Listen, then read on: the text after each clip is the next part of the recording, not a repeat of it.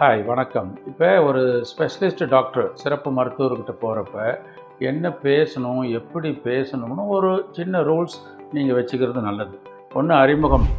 சரி நாங்கள் இவர் இன்னார் என்ன வேலை பண்ணுறோன்னு சொல்லலாம், இல்லை அவர் சொல்லி வந்தான்னு சொல்லலாம். பட் சில பேர் அதையே கதையாக சொல்லியிருப்பாங்க. ஏங்க நம்ம கொழுந்தியா வீட்டுக்கு பக்கத்து வீட்டுக்காரங்களுக்கு தாங்க சொல்லி அனுப்பிச்சாங்கன்னு அதுலேயே 5-10 நிமிஷம் டைம் வேஸ்ட் பண்ணிடுவாங்க. அந்த அளவுக்கு டைம் வேஸ்ட் பண்ணுறதுனால யாருக்கும் எந்த பிரயோஜனமும் இல்லை. ஒரு ஸ்மால் அறிமுகம், சின்ன புன்னகையோட அதுக்கடுத்து நீங்கள் மேட்ருக்கு வரணும். நம்பர் 1. நம்பர் 2, உங்களுக்கு என்ன பிரச்சனைங்கிறத டாக்டருக்கு புரிகிற மாதிரி சொல்கிறது உங்கள் வேலை தான், உங்கள் கடமை தான். அதனால் சின்ன சின்ன பிரச்சனை அத்தனையும் டாக்டர்கிட்ட ஒரு 62 பிரச்சனையும் சொல்லிடுவோம்.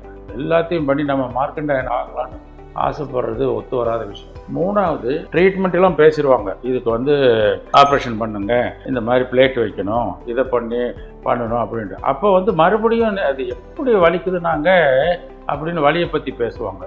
அது யூஸ்லெஸ். நீங்கள் பிரச்சனையை சொல்லியாச்சு, கிராஸ் கொஸ்டின்ஸ் நடந்துருச்சு, இன்வெஸ்டிகேஷன் முடிஞ்சு டயக்னோசிஸ்னு ட்ரீட்மெண்ட்டை பற்றி பேசுகிறப்ப மறுபடியும் கம்ப்ளைண்ட்டை பற்றி பேசுகிறது, திருப்பி ஒன்றையே சொல்கிறது, இது it's a waste of time. It is ineffective also. டாக்டர்கிட்ட, ஸ்பெஷலிஸ்ட் டாக்டர்கிட்ட போகிறதுங்கிறது நீங்கள் தயார்படுத்திக்கிட்டு ஃபிசிக்கலாக என்னென்ன சர்டிஃபிகேட்டு, எக்ஸ்ரே, பழைய இது எல்லாத்தையும் எடுத்து டேட் பிரகாரம் அடிச்சுட்டு பில்லெல்லாம் எடுத்து ஒதுக்கி வச்சுட்டு இப்போ என்ன பிரச்சனை அப்படிங்கிறத ஒரு தடவை நீங்கள் ரிஹர்ஸ் பண்ணிக்கிட்டு வந்தீங்கன்னா எல்லாத்துக்கும் நல்லது.